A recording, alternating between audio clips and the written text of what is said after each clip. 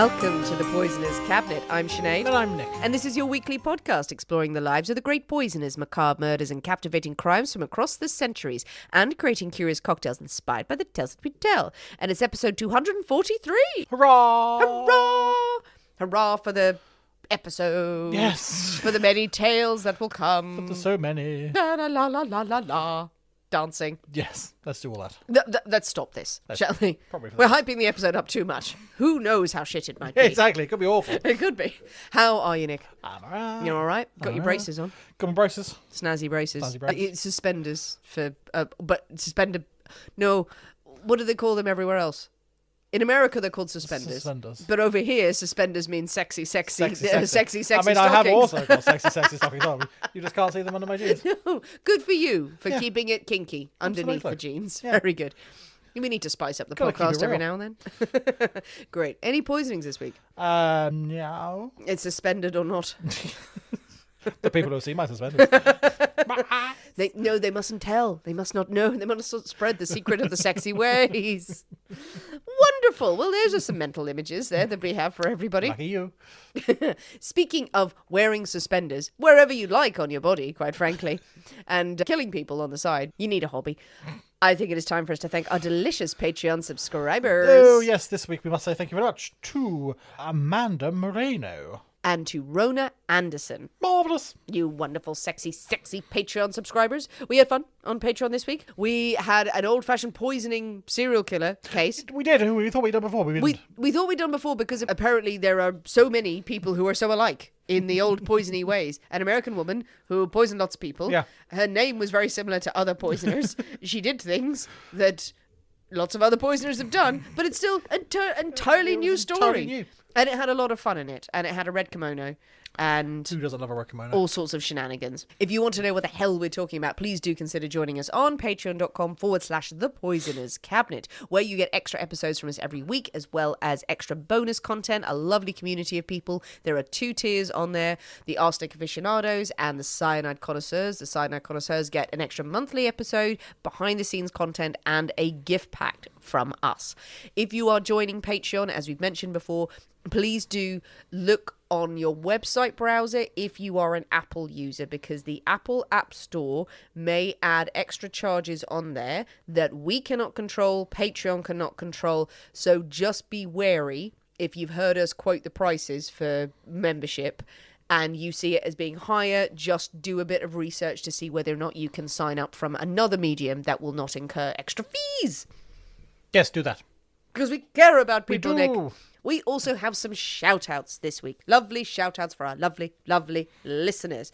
First up, we have a shout-out for lovely Justine Purdy, one of our Patreon subscribers. She would like a shout-out for her birthday. It was on the 25th of March. She's had a really shitty past few months. We always bring a smile to her face. We really appreciate that. Justin, happy birthday. Happy birthday. Have a birthday month on us. Absolutely. You know what? Have an extra birthday in April. Have a fantastic selection of birthday cocktails. Indeed.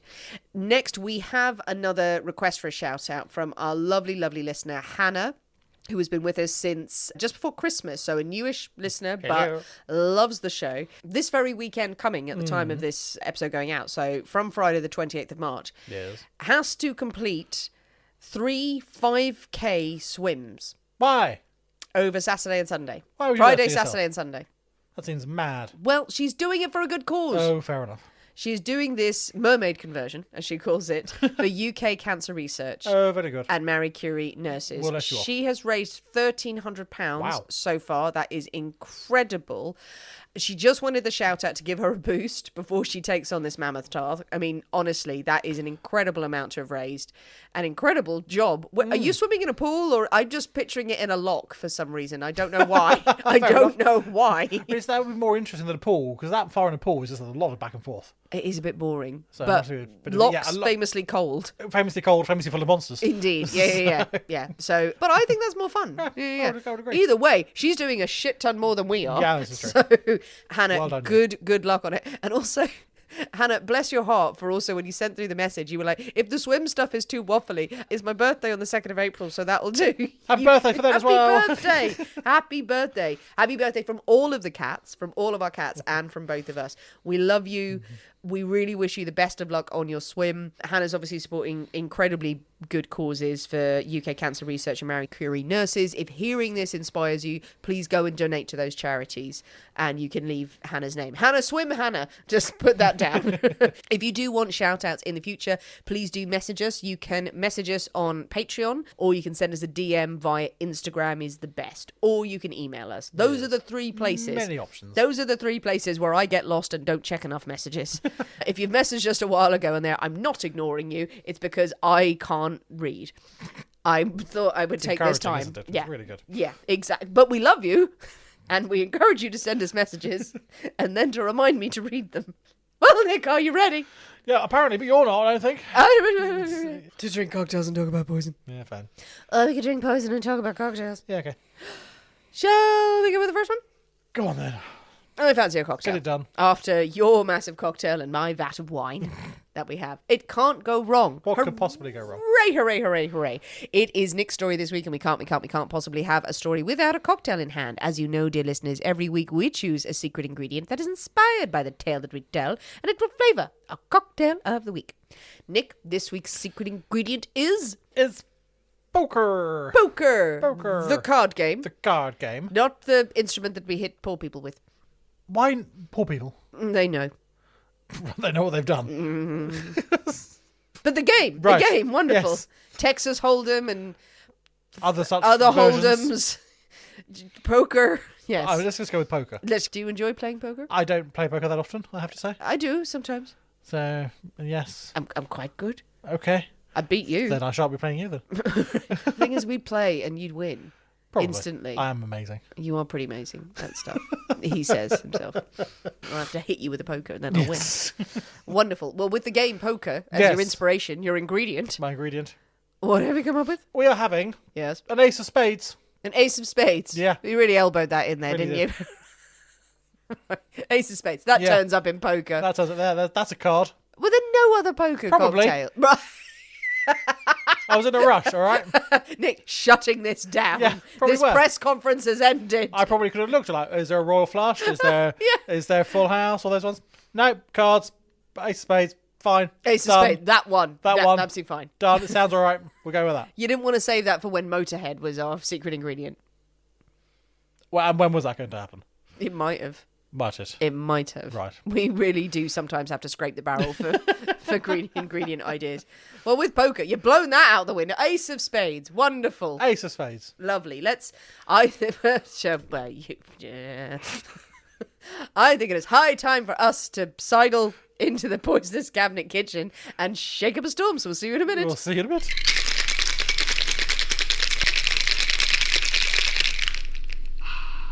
And we're back. Hello. So, Nick, Yes. the Ace of Spades. Ace of spades. Ace of Spades, which is a card that is in a deck that could be used to play poker, maybe. Exactly. Yes, right. Okay, fine. I'm going to have to live with it, clearly. Well, yes, pretty much. It is a pale, Unless you're pale going to drink. leap and make a new one. No, I couldn't find... Well, Difford's did let me down. No, you couldn't find another one suitable in that 5 I minutes. didn't find one on Difford's. I found some Texas-themed ones and ones that say hold. Yeah.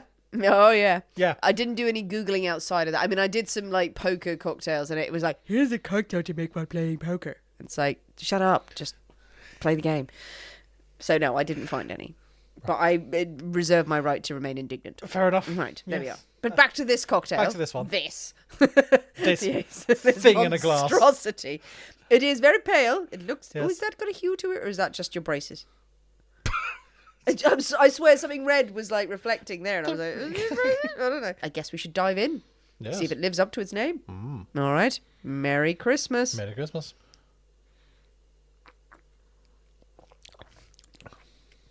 Okay. What's going on? It's fine. It's fine. Fine. Goes to nothing.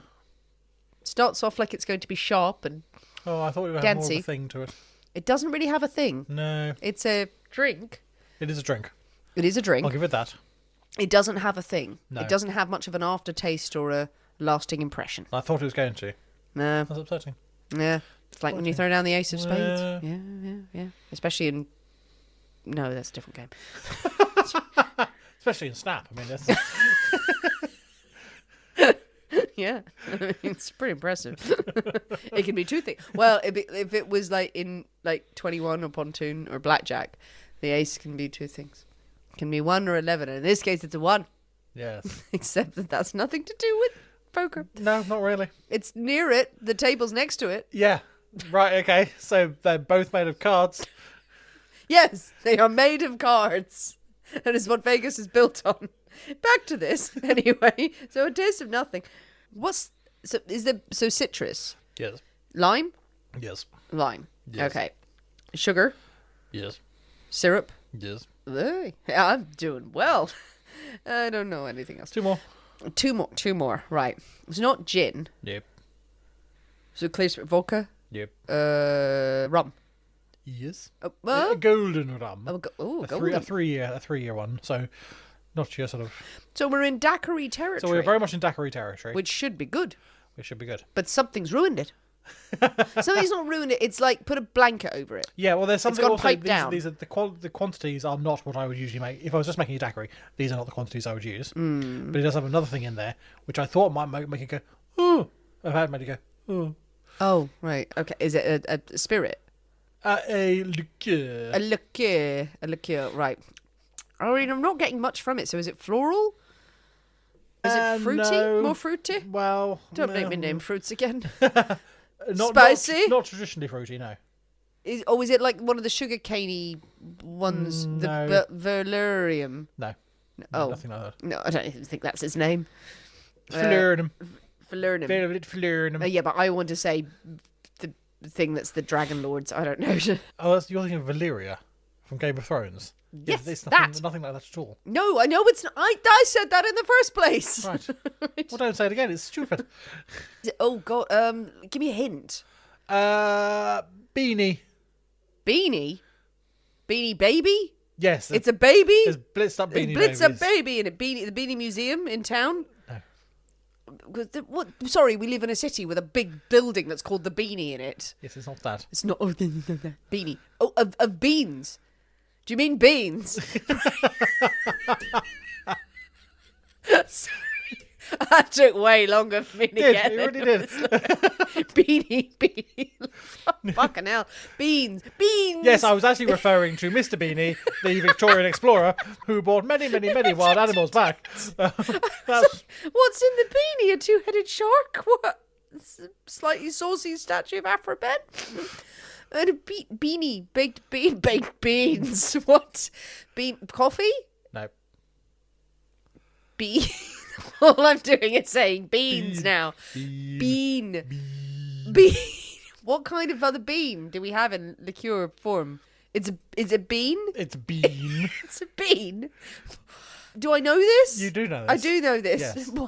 Why is this happening? This is quite fun. Is to- it to a watch. savoury bean? No, not A chocolate, cocoa bean, chocolate. Oh my god!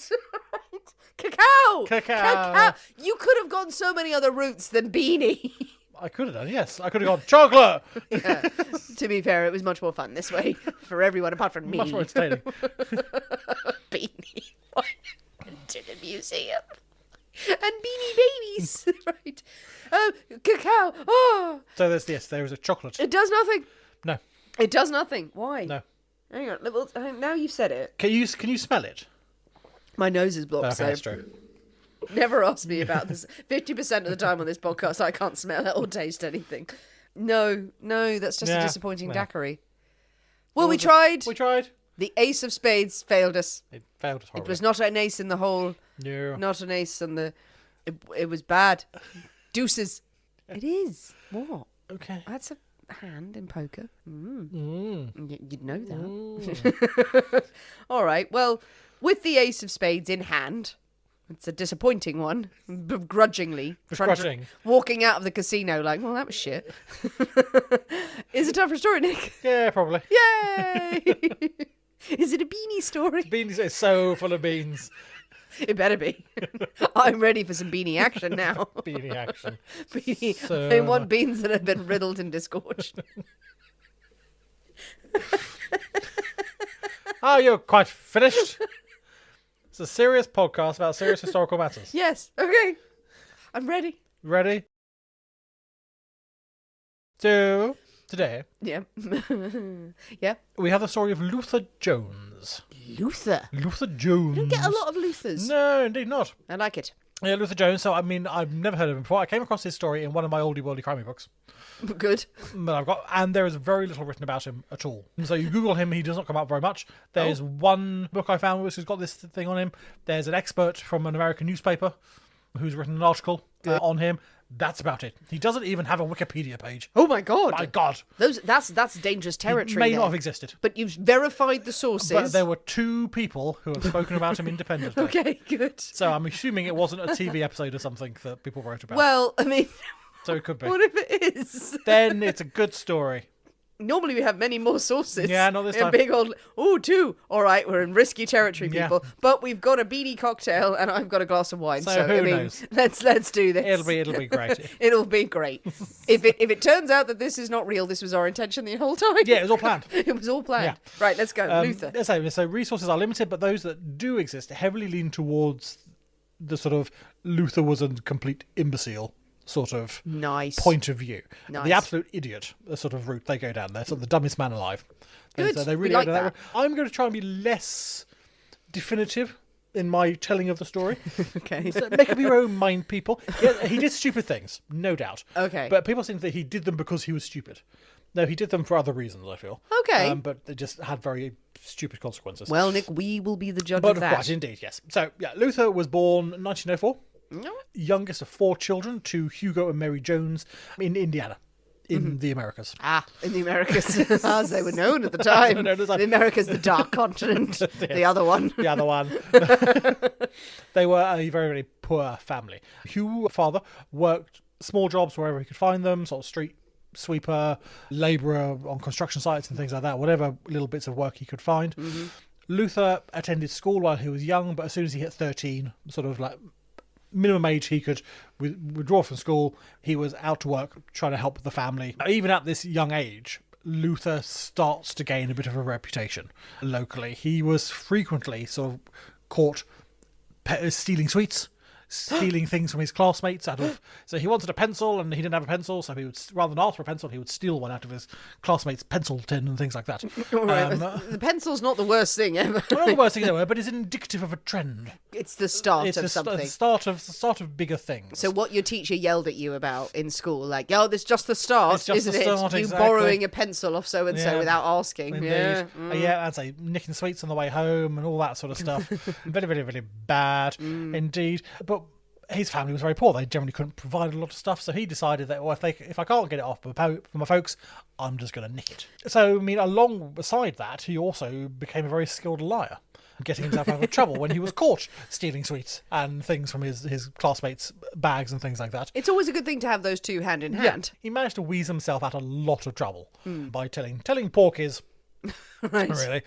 As he got older, as he left school when he was about 13, he went to work again, sort of labouring jobs and things like that, but he developed quite a love for cars at the time, and he managed to find himself a job with a mechanic. Unfortunately, this job didn't last particularly long, as his love of cars led him to take one of the customers' cars for a joyride one evening and wrap it around a tree. Oh, no. Oh, no. Which, I mean, he came away absolutely fine and dandy. The car less so. Yeah, and that's the important thing, really, to the customer. The car was not so good. So that was sort of pretty much put pay to his stint as a mechanic working on the auto world. Yeah. It also got him a stint in a reform school as well for his trouble. He was there for just less than a year, and it does sort of seem to have paid off. He comes out, he goes back to live with his parents, and he genuinely seems like a bit of a transformed character. So whatever's happened there, whatever beatings he no doubt got, seemed to have done the trick, and he was all back on the sort of the straight and narrow.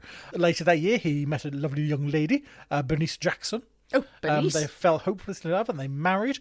They went on to have a son, Lester, in 1926, and the daughter, Barbaretta, in 1927. Barbaretta. Barbaretta is a good name. It's a strong name. It's not a name. It's a strong name. Is it? Barbaretta. Barbaretta. That's a lot of names together. He's got a family now. He's going for it. He's now a delivery truck driver for a local grocery company. Nice, steady. Earning a bit of a wage and things.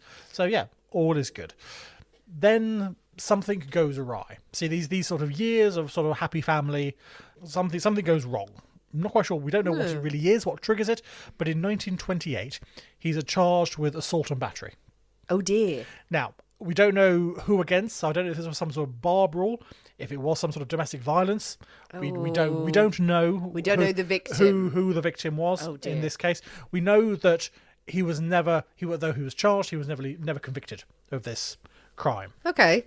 Of that. So, yeah, but this seems to be a bit of a tipping point in Luther has now seems to be slightly lost his way. Within a couple of months, he was caught with a stolen car.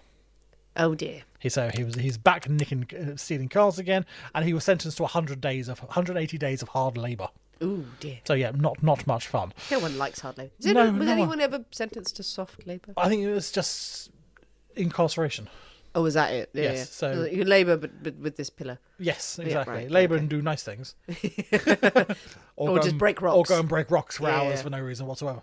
For no reason. Well, this rock needs to be smaller. Yes. Well, again, in prisons in Victorian times in the UK, they had a big tread wheels. They did, that yeah. People would go on. They weren't connected to anything.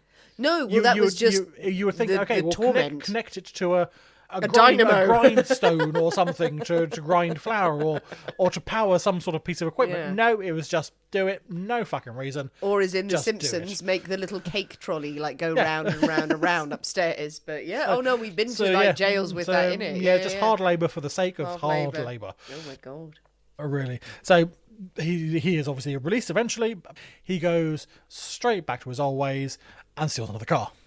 He is promptly caught. He's not the most successful of thieves. He sentenced between 1 and 10 years.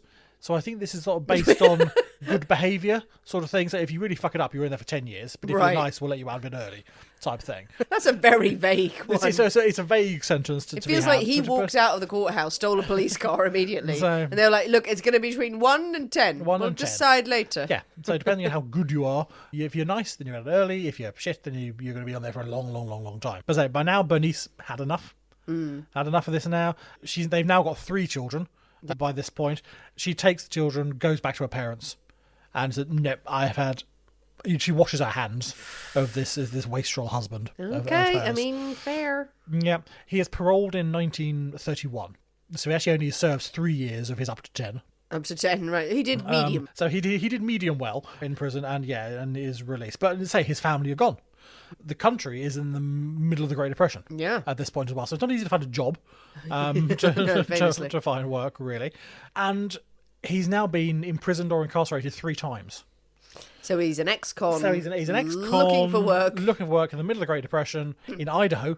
No one is going to give him the time of day, really, let alone the opportunity. So he thinks, right, I need to get out of here. I need a fresh start somewhere else where Yeah. no one knows my name. He's going to get a cheers. So yeah. But he also decides, actually, I'm going to take a new name.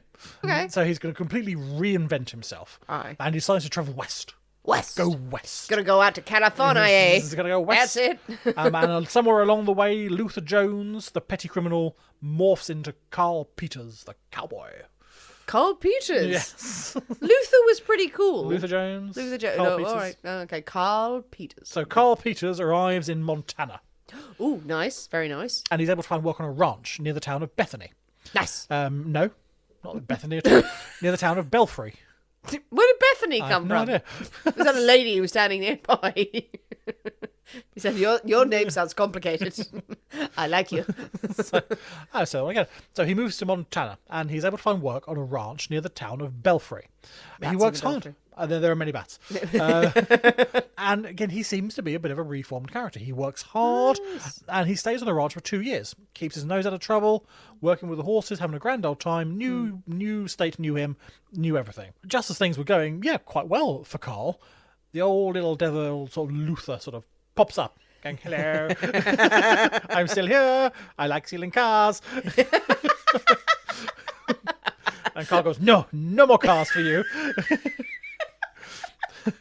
Carl, Just like it. He's really acting it out, people. He's got a little hand puppet. hand puppets and everything is great. No. Yeah. But Carl goes, no, I'm not stealing any more cars. I've got my own scheme.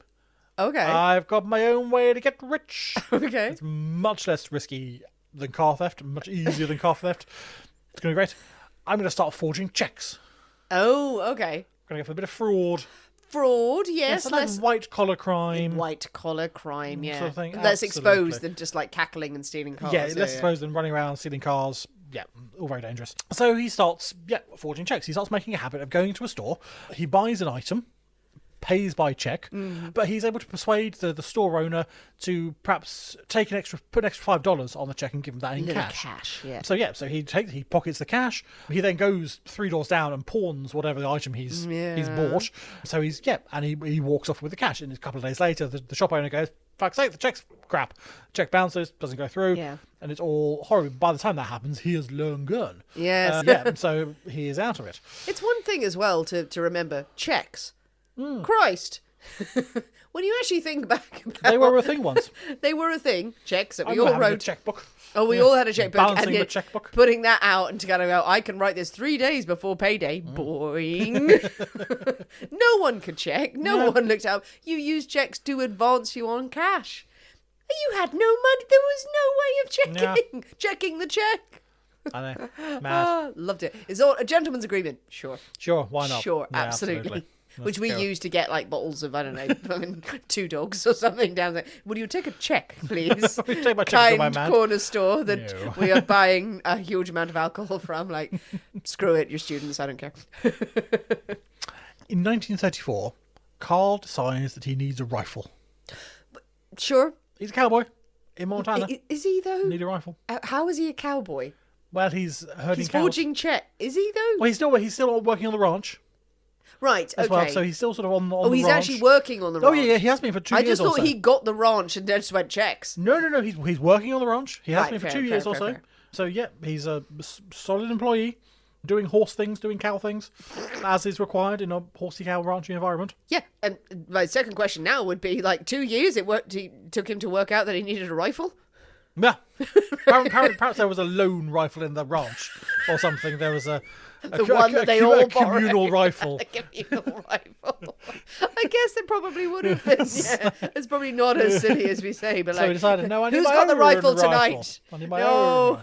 I'm taking the rifle out for a long ride to watch the sunset. So he thinks, okay, I need a rifle. So he goes to the town of Red Lodge, which is the nearest biggest sort of city. Well, that sounds evil. And he uses an alias, Frank Melner, to write a check for $11.05. A lot of money. Yeah, which buys him a really nice and shiny new rifle. He goes down the road, straight into the pawn shop, and pawns the rifle. Okay. And walks off with the cash. Well, okay, fair enough. So- maybe get a rifle. Maybe. Pocket full of cash instead. Now, it turns out that unfortunately, Carl Peters is no better at check fraud than Luther Jones was at car theft. Really. Right, okay. And soon the authorities are able to trace these check frauds back to Carl at the ranch in Montana. Right. So Did he write all of his previous A-listers on there and then cross them out? Well, Each I time mean, no. we know one of them used this alias in the rifle store, but for the other ones, he was using his own name. He was using Carl Peters, his new assumed name. So it wasn't his name, but he was using the alias that he was known by around the place. So yeah, so it didn't take too long for the authorities to go, no, this is not right. This is all about the same man, and he works over there. Why did he use his own name? Did he just use it in different handwriting? But it's still his own name. I mean, we're going back to everyone else is the stupidest criminal in the history of the world. I'm trying to give him a fairer You're shot trying to give of him a things. fairer shot. That he used one alias and then changed his handwriting but didn't change his name.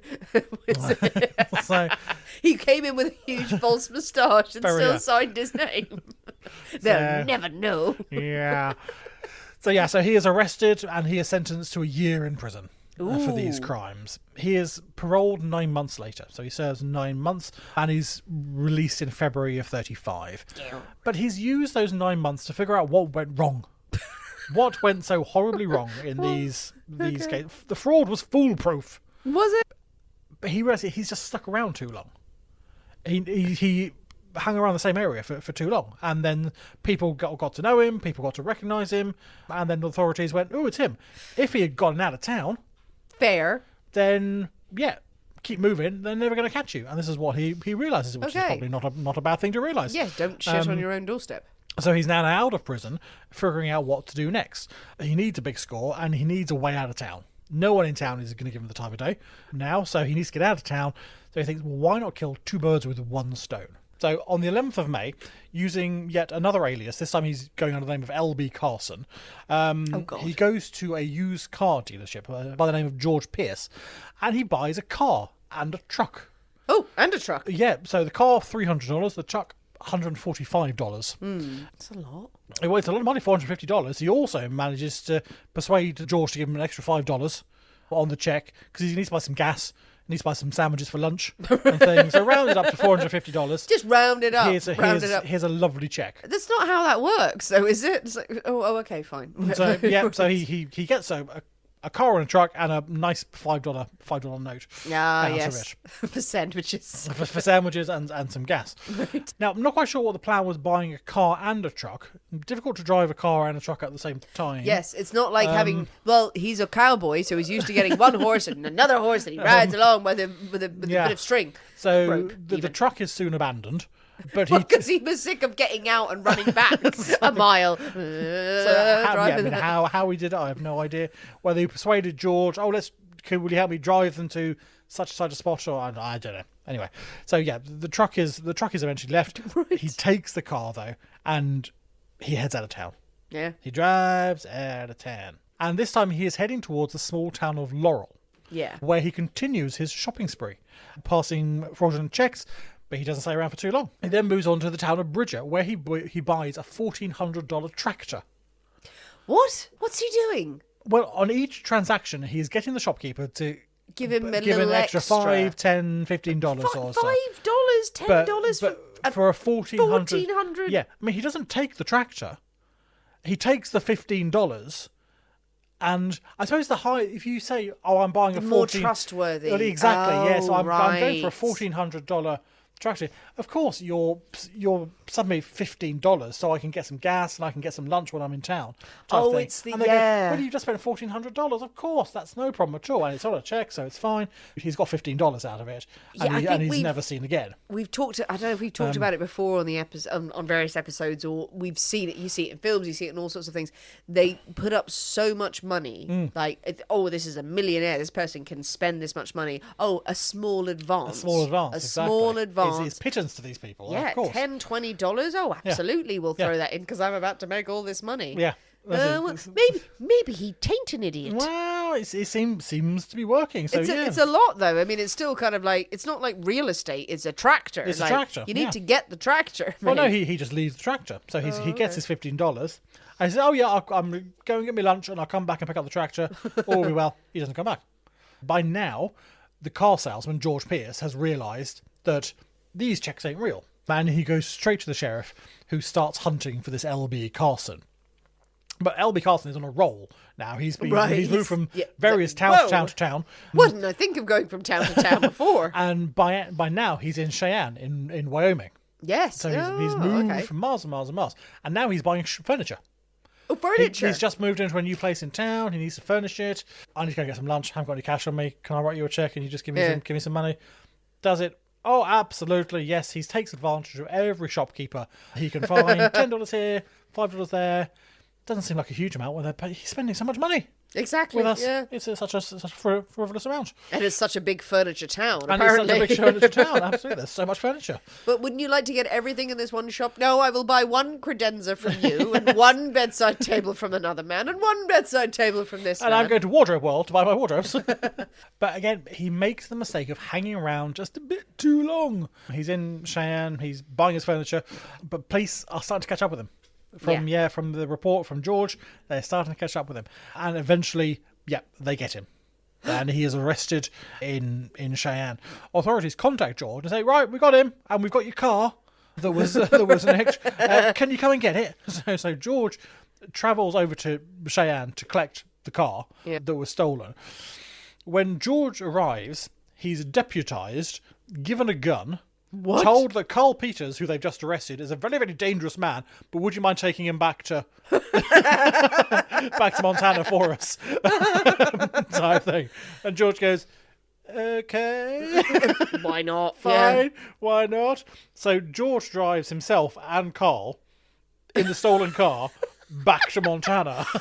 It's either he's a confident man, like driving along like you won't give me any trouble, or this man is driving like the gun pointed at him the entire time and trying to maintain eye contact with the road and the man the whole time. Like, oh God, why? I've got to change gears. No, don't you move.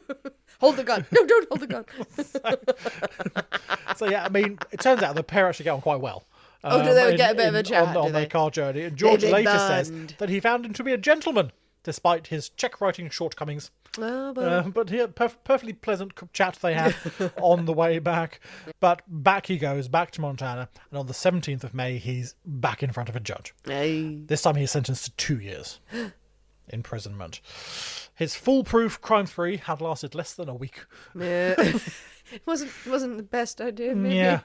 Now, this time, prison was rather a harsher experience than before. He got into fights with other inmates. Yeah. He ended up mostly on the losing side of these fights and spent quite a lot of time in the infirmary. He's now in his 30s. Yeah. And he seems to be sort of looking back and going, oh, what have I done with my life? This has not been a successful life. No, really. it's not particularly. Not been ideal. When he was released, he's given $50 by the prison. He gets $15 just for leaving, and he gets $35. He's quite apparently good with his leather crafts, and he's been working while it's inside. some work as a wage, isn't it? Yeah. He earns his extra $35, so he's got $50. Most of that he uses to buy cheap whiskey. Nice. Really, and he goes on a bit of a bender, sort of drowning his sorrows. And yeah, he then proceeds to like ride the rails. He jumps on a freight train and he travels between towns, passing fake checks wherever he can, mainly to top up his whiskey supply. Oh, dear. He ends up in Idaho, where he buys a gun. Was he back in Idaho? Back in Idaho. Jesus. He buys a gun. This again with a fake check, unsurprisingly. Now he intends to pawn this gun, he says. But when he arrives in the next town, everything is closed. So he can't. The pawn shop is closed, so he can't get rid of it. So he decides, no, I have a new plan. And this one can't fail. And it might be time for a break. I think that is time for a drink. Nick, we have our drinks. We do indeed. So, what's the big scheme? Well, now? so now we've got Luther, we've got Carson, whatever his LB, name is. yeah. They are all in Pocatello in Idaho. And I probably pronounced that horrendously, but he's got a gun in his pocket and a plan. That's never a good idea. Don't ever make a plan with a gun in your pocket. He goes to a cab office. It's quite late in the evening now. Yeah. He goes to a cab office and tells him he's got an appointment out of town. Uh-huh. Oh, no. And he needs a car to get him there. Okay. His car and a driver. Fine. That's what cabs are for. Absolutely. And they go, yes, indeed. We can give you this lovely car and this lovely man who will drive you. Sorry, what? We'll give you this lovely car and this lovely man. Lovely man. Lovely man. Lovely man to go with a lovely car. Exactly. And he will drive you to where you need to go. He's the loveliest man. As cabs do. Just give the man. You're not selling the man. I didn't question. So Luther sets off with his driver, a chap called Levon Neal. A couple of miles out of town, Carl pulls his gun and points it at Levon. He demands Levon hand over all the cash he's got and to keep on driving. Just keep on driving. We can now add armed robber and kidnapper to Luther's list of crimes. They drive northwest. They cross into Utah. Okay. They're heading towards Salt Lake City fame.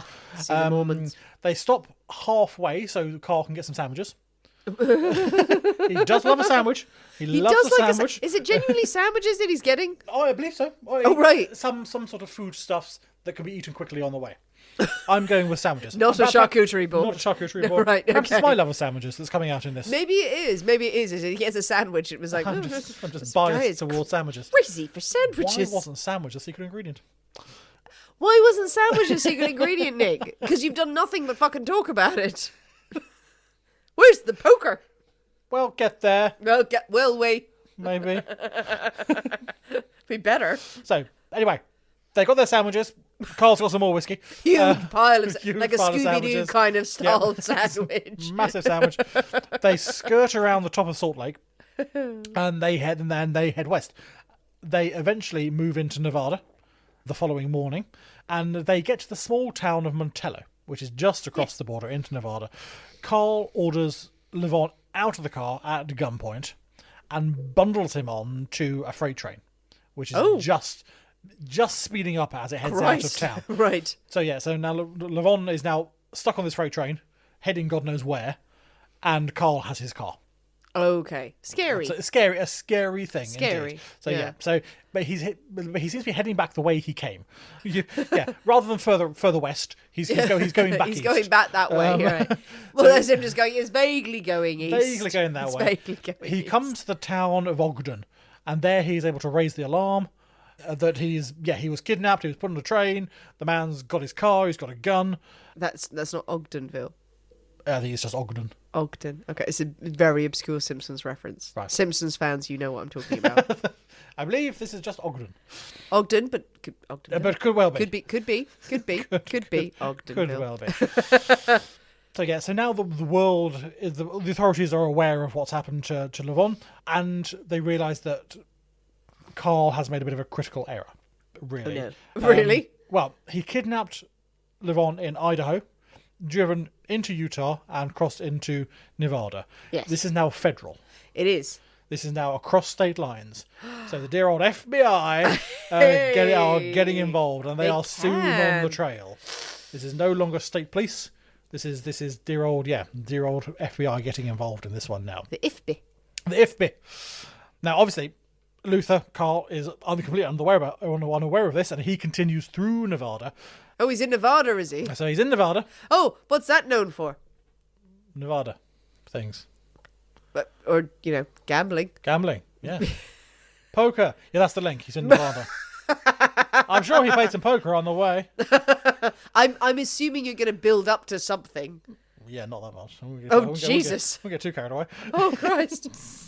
So he finds himself in the town of Alco as his battery's dying. Battery in the car is knackered. He goes to the local mechanic. The mechanic refuses to accept the check. Yeah, good for him. Good for He goes, him. no. Oh, this is Nevada. I want cash. Yeah. And he goes, I'll play you poker. No, he doesn't. No, he doesn't. That's a weird twist that you've done. so the mechanic goes, well, the bank's over there. Go to the bank, get some cash, come back, we'll sort your car out. No bother at all. Fair enough. He heads off towards the bank. He does not stop at the bank. He continues walking, walks straight out of town. He just abandons the car. Leaves the car. He just leaves the car and he's walking west. He's continuing west. West. He likes going west. Okay. Christ. 2 or 3 miles out of town, he comes across the Southern Pacific Cattle Yard. Sure. That's there. Former cowboy. He likes a cow. Likes to see what's going on. He's a cow. He doesn't like a cow. He's a cowboy. He's a cowboy. He's interested in cattle. He's interested and herding in cow. and such like. So he stops and goes, ooh. Ooh. I like a cow. I like a cow. I like a cow. Very pretty cows. Let me have a look at your cows. Let's see how you do things down here in Nevada. In Nevada. With my fine ways. Exactly, with my non-rifly Montana ways.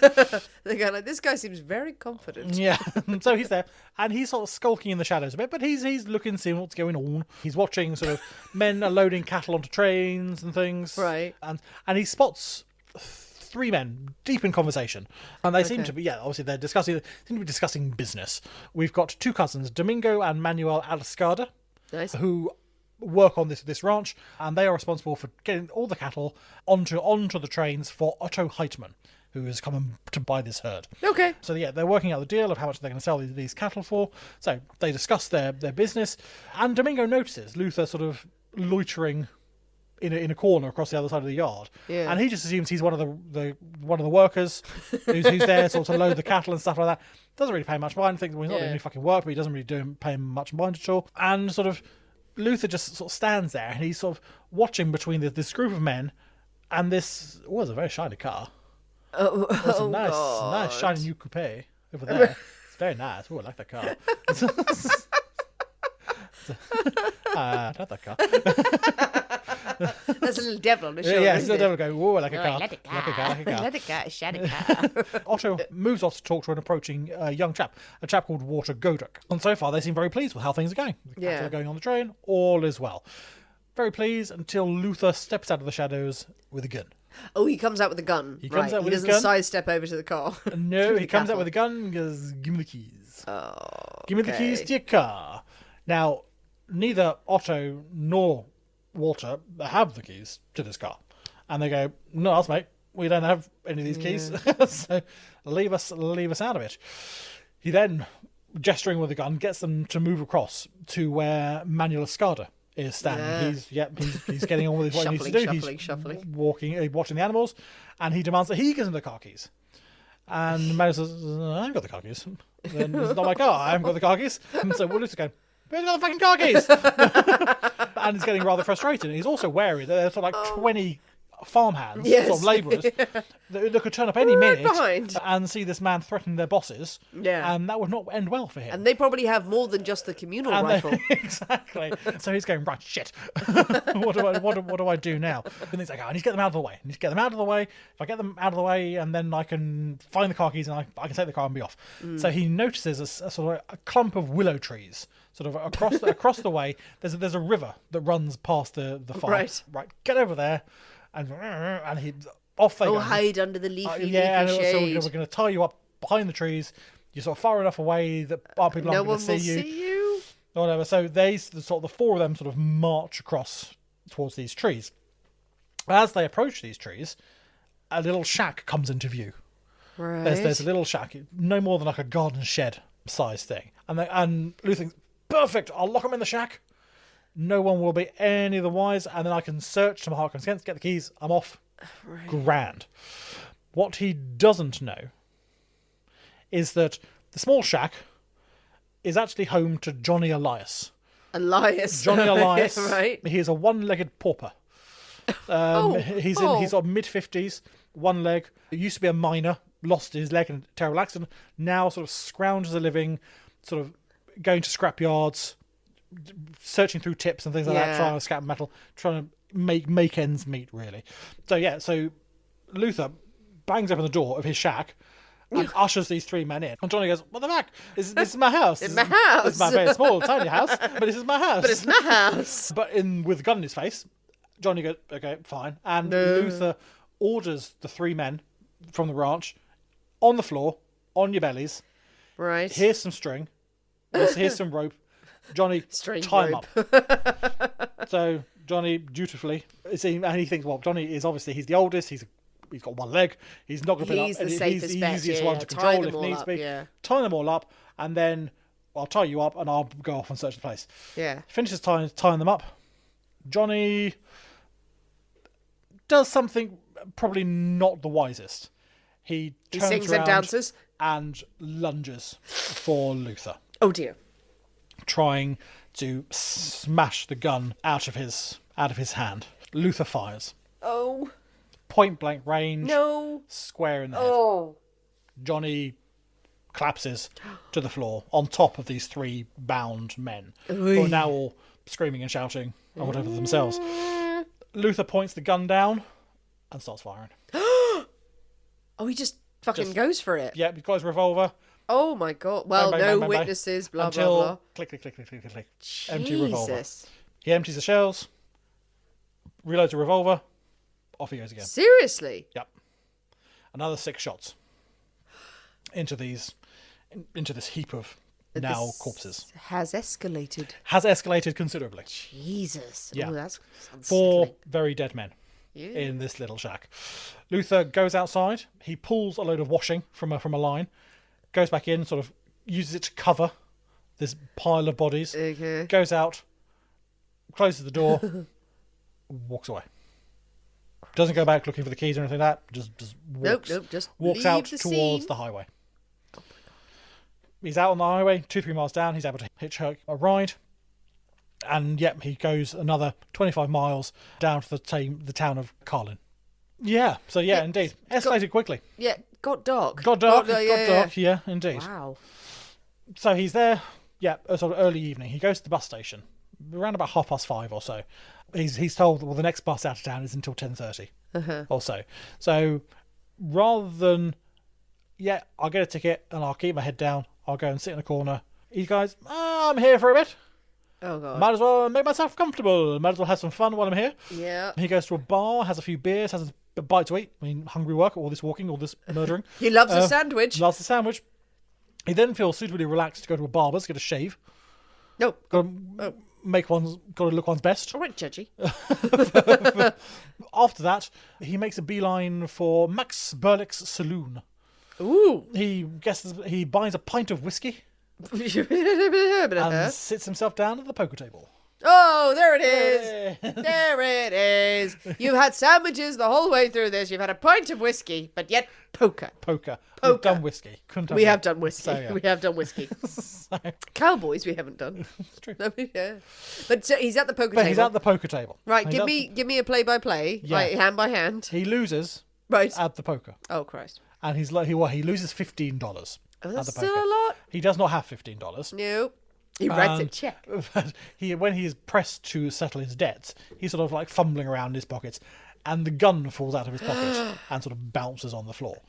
Oh, God. Oh, Luther. And he's like, oh, it's my gun. And he goes to pick it up, and he says, I've been out hunting. Right. I forgot it was in my pocket. I went out hunting, I forgot my gun was in my pocket. Sorry, didn't mean to worry anyone. Yeah, because you're not supposed to be packing. Not supposed to, exactly. You go to a bar, you're not meant to have your gun with you. No. So he's very apologetic, been hunting. Also, a lot of the guys thinking, he's not dressed like he went hunting. No. And you don't generally hunt with a revolver. No. Famously not. Yeah. So you don't go up and face off a mountain lion. Yeah. So and go, yeah, bitch. That's it's a bit odd. And he's now acting incredibly squirrely and nervous. So one of the other guys he's been playing poker with sort of excuses himself. He leaves the saloon and he goes across to the sheriff's office and he gets the night constable. Good for him. And says, there's a chap in the saloon acting really weird. He's got a gun. Come and look after us. Come and see what's going on. So Constable William Thornton goes across to the saloon, and Luther is there, and the constable confronts him. Says, right, I know you've got a gun. Put it on the table. Luther absolutely kicks off. It looks as if he's going to go for this gun. Oh, right, okay.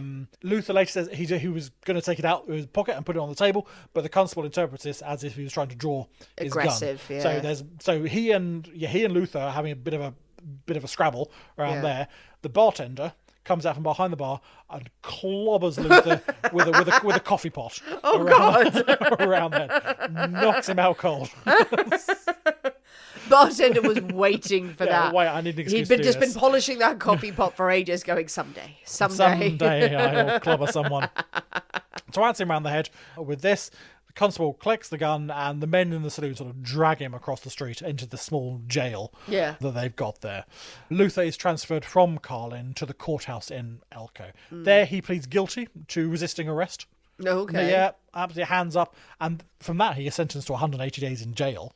No, well, they don't fuck about. Then quickly connected to various bogus checks that he had written on his way sort of through Elko a few days earlier on all his travels. You fit a description of this man quite a few times here. What's going on? They then start asking about the disappearance of 3 men from a cattle ranch. A man fitting your description was seen loitering in the ranch before these men went missing. You wouldn't happen to know anything about that, would you? Luther goes, oh, no. Denies any knowledge. But when an FBI agent from Salt Lake City, who has been investigating Levon Neal's kidnapping, arrives in town, Levon instantly goes, yes, that's the man who kidnapped me at gunpoint. That's the gun that did it. Yeah. Luther's starting to get a bit more sweaty, but a bit more concerned. He knows that officers are out searching the cattle yard. It's only a matter of time before they find this shack. It's only a matter of time then. He knows that forensics are as such even then that they can match the bullets to his gun. Yeah. And he's been found with the gun. So, yeah, he's getting incredibly worried. By 1 o'clock the Saturday afternoon, he's starting to crack, really.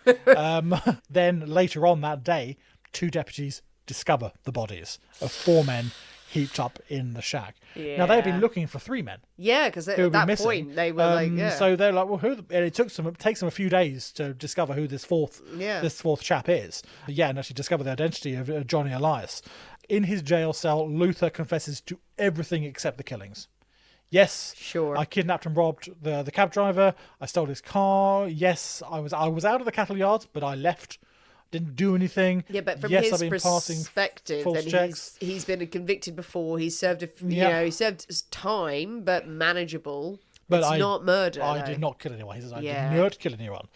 Now, by evening, news is spreading like wildfire throughout the state and surrounding areas that 4 men were shot down cold blood and left to rot like animals in this shack. One of the dead men, the chap Manuel Arasada, he was local and he has a huge extended family. Yeah. He was of Basque origin originally, and there was a huge community in the area. They were very, very close and sort of well connected. And they are all out for revenge. Yeah. They are all out to, seek justice for their murdered friend. And to ensure Luther doesn't escape justice, a large crowd starts to develop and starts to descend on Elko. In the sheriff's office, police are demanding a confession from Luther. Better to confess now than to be found guilty at trial. Yeah. Or suffer justice at the hands of this mob, that are marching into town looking for your blood. Early the next morning, information has reached the sheriff that over 100 men are on the march into Elko. And it's getting bigger. Each settlement, each ranch they pass, more people are joining this gang. Well, why not? It's a thing to do. Into town, and they are going to get their own justice. Yeah. This mob surrounds the courthouse and demanding that Luther be released to them. Yeah. Inside, Luther, utterly terrified, eventually confesses. Yeah. He says that he'd only wanted them to tie up the men, but then Johnny Elias attacked. If he had done what he was told, they would all have been fine.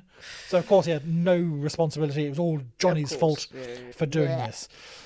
The lynch mob outside, they sort of lay siege to the courthouse for 3 days, waiting. It's a lot, isn't it? Yeah, wanting to get Luther out.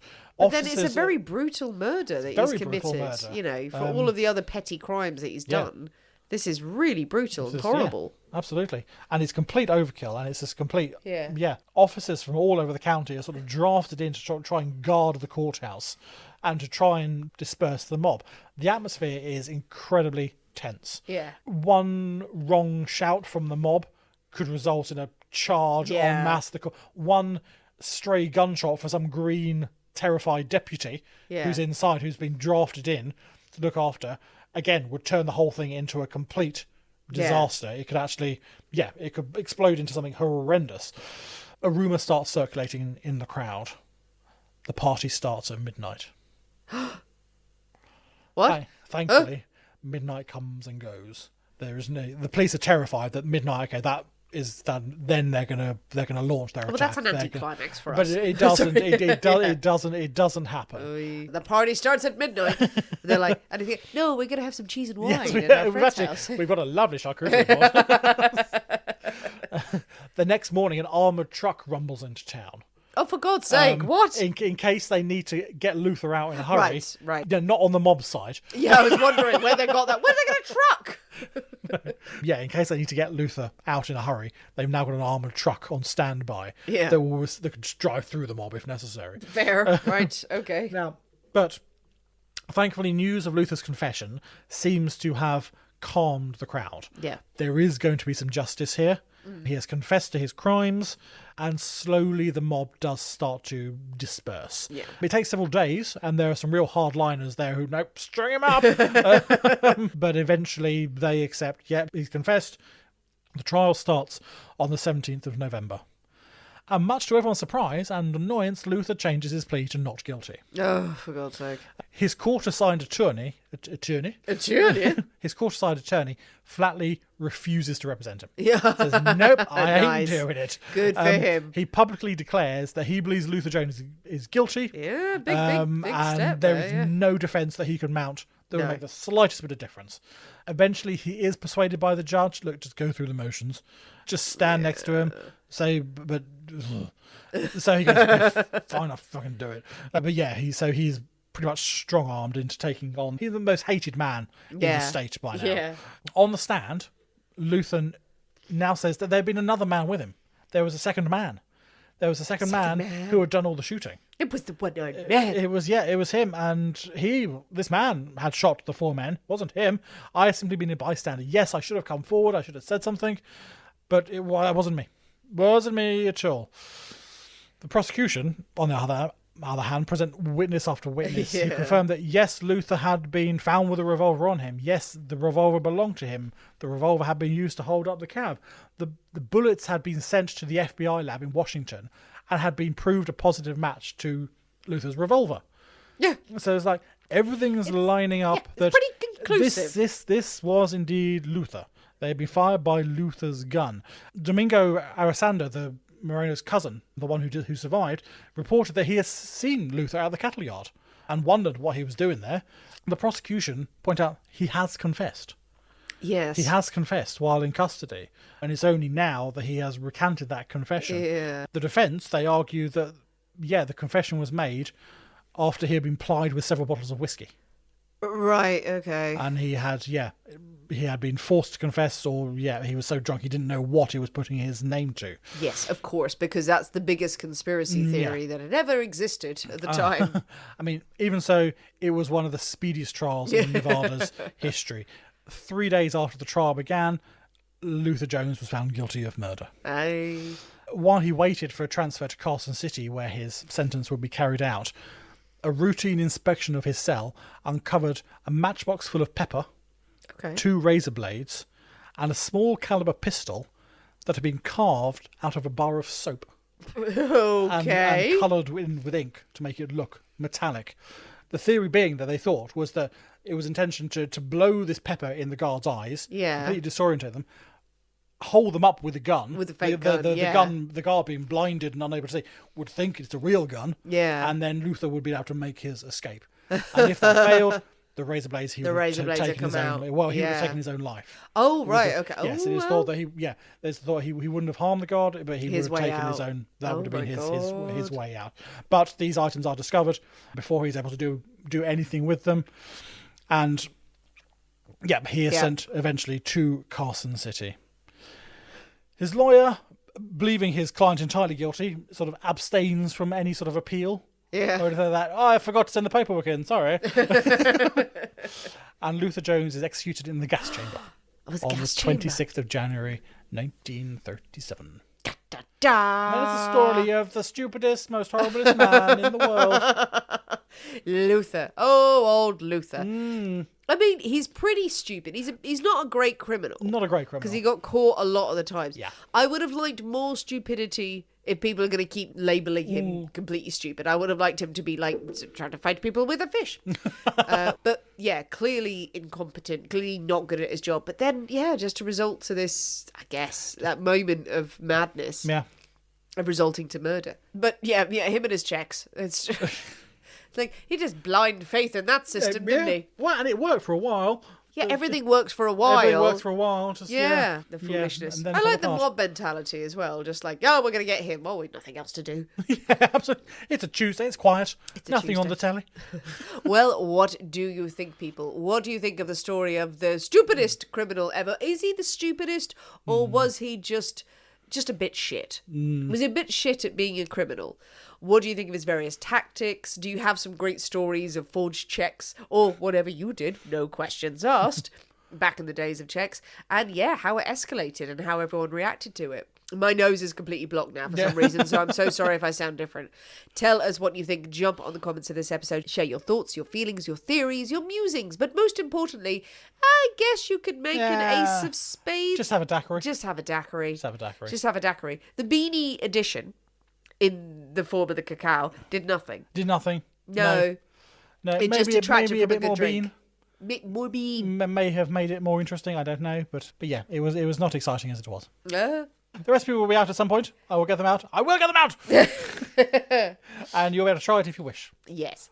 And if you decide not to have the ace of spades, Whatever cocktails you're drinking over the weekend, feel free to tag us in social media, mainly Instagram. If you are enjoying a cocktail, share it to your stories, tag us in it, share them far and wide, and share the name of Poisonous Cabinet to everyone while you are enjoying your beverages. We love to see them. Please do join us on Patreon if you feel inclined, and leave us a 5-star review of this podcast wherever you listen to your shows. Thanks for listening, guys. We have been the people inside the Poisoner's Cabinet. We will see you next week. And remember, your loved ones are trying to kill you. Bye.